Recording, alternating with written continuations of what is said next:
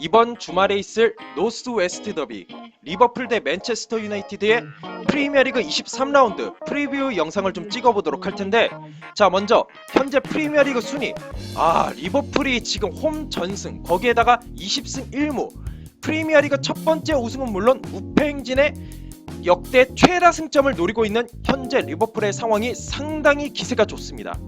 정말 리버풀이 어디까지 승점을 찍을지 저도 좀 약간 관심이 좀 끌리는 현재 상황.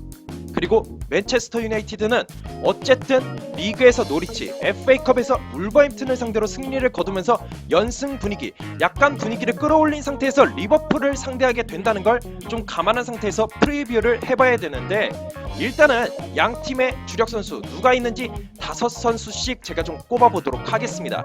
자 먼저 지난 셰필드 경기에서 2골을 합작했던 마네와 살라, 특히나 안필드 경기에서 7골과 9골을 넣을 정도로 정말 안필드에서의 득점력이 상당히 좋은 상황이에요. 반면에 안필드에서 무득점을 달리고 있는 이 피르미누, 마누라 라인에서 지금 무득점, 시즌 중반이 넘어섰음에도 아직까지도 무득점인 이 피르미누의 현재 상황이 약간은 좀 안타까울 따름입니다.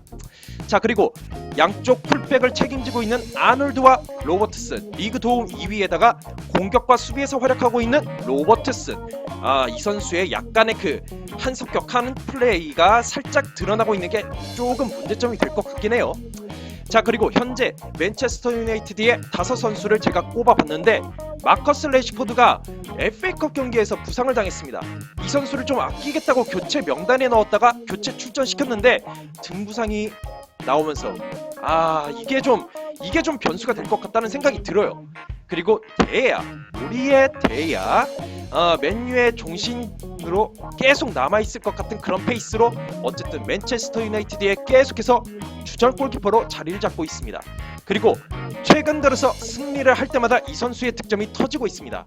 맨체스터 시티 득점을 시작으로 승리를 할 때에는 마샬 선수의 득점이 꼭 나오고 있는 현재 상황, 꼭 체크를 해 주셔야 될 것 같고, 그리고 이 선수도 최근 들어서 왼발의 킥 감각이 살아있습니다.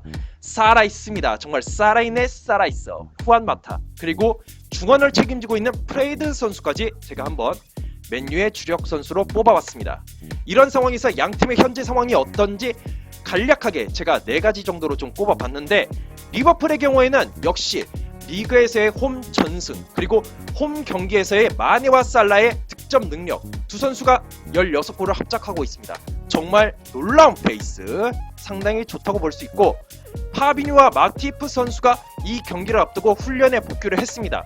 이 맨체스터 유나이티드 경기에 복귀를 하기 위해서 이 선수들이 훈련을 한 만큼 이 선수들의 출전 가능성도 꽤 있을 것 같다는 생각이 든다. 리버풀의 현재 좋은 분위기에다가 플러스 요인이 되는 이 복귀 선수들 상당히 좋을 것 같은데, 역시 앞에서 언급했다시피 피르미누 선수가 리그 홈에서는 득점이 없다. 이게 약간은 좀 아이러니하다. 피르미누가 경기력 면에서는 그렇게 떨어진 건 아니에요. 물론 기복이 있었던 적도 있었지만은 최근 분위기는 괜찮단 말이에요. 근데 어쨌든 이 선수가 득점을 못한다는 것이 좀 아쉽다고 볼 수는 있을 것 같고, 그리고 토트넘전에서 특히나 드러난 이 수비 허점, 이 크로스에서 약간 좀 뒷공간을 내주는 경우, 아니라면은 너무 공격적으로 밀어붙이다가 풀백이 제대로 돌아오지 못하면서 당하는 경우가 생길 수도 있다. 약간은 좀 불안하다 라는 생각이 살짝은 좀 드는다 라는 생각이 들어요. 자, 맨체스터 유나이티드는 레시포드의 득점력 최근 들어서 정말 기세가 좋고, 마타의 왼발 킥 감각이 최근 들어서 살아나고 있기 때문에 마타의 왼발을 활용하고, 그리고 완비사카나 윌리엄스가 공격에 가세를 하고, 만약에 레시포드가 가세를 한다면은 맨체스터 유나이티드의 득점을 기대해 볼 수는 있을 것 같다. 그리고 빅식스 레스터 상대로 4승 2무 1패, 물론 최근에 아스날에게 패배했지만은 어쨌든 그 경기를 제외하면은 빅식스 팀들이나 레스터 상대로는 강한 모습을 보여주고 있는 기록, 꼭 참고를 하셔야 될 것 같다. 하지만 레시포드 선수 앞에서 얘기했다시피 FA컵 경기에서의 등부상으로 출전이 불투명하다. 거기다가 다른 부상 부위도 발견이 됐다는 점, 그것 때문에 맨체스터 유나이티드는 만약에 레시포드가 이번 경기 빠진다면은 정말로 타격이 클 것 같다. 그리고 루크쇼 선수도 햄스트링 쪽에 약간 좀 문제가 있기 때문에 출전이 불투명하고 포그바 결정하고 맥토미니 선수가 아마 이번 경기에 나설 수 있을지 어떨지 모르겠습니다. 그 전의 기록을 살펴보면은 이쯤에 아마 복귀할 것 같다는 복귀 가능성이 있다고 얘기를 했지만 불투명하다 역시. 그리고 린델로프, 저는 개인적으로 이 린델로프 선수의 이 수비력에 대해서는 확실히 좀 다른 선수들에 비해서는 좀 떨어진다 라는 생각이 좀 들어요. 제공권 면에서나 아니면 역습에 대비하는 면에서나 뭔가 좀 조금씩 좀 빈틈을 보이는 선수이기 때문에 이 선수가 어떻게 좀 수비를 잘 해주느냐에 따라서 맨체스터 유나이티드의 승점이 좀 달라질 것 같아요.